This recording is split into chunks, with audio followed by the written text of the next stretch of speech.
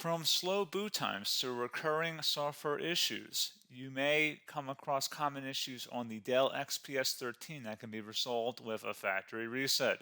This video explains every step needed to reinstall Windows and restore your laptop to factory settings.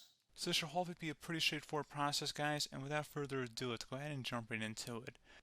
It's supposed to not delete your personal files. I strongly suggest you create a backup of any important files or documents before you proceed, because even though it might say that it's going to save your personal files, there's no guarantees that it will, so just keep that in mind, and we're going to go ahead and jump right into it.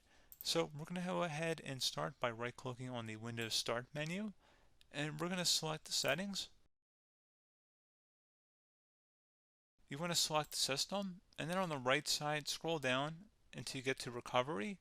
Reset Advanced Startup Previous Version of Windows. Go ahead and open that up. So we're going to start by going underneath Recovery Options, reset this PC, choose to keep or remove your personal files, then reinstall Windows. Go ahead and select Reset PC. Underneath Choose an option, Keep My Files removes apps and settings but keeps your personal files. Now, like I said, there's no guarantee, but you still want to create a backup, but we are going to select that for today's tutorial here. And it's going to ask how would you like to reinstall Windows. I usually do a local reinstall, so that's what I'm going to select. And current settings is going to reinstall Windows from this device, and then we're going to select Next again.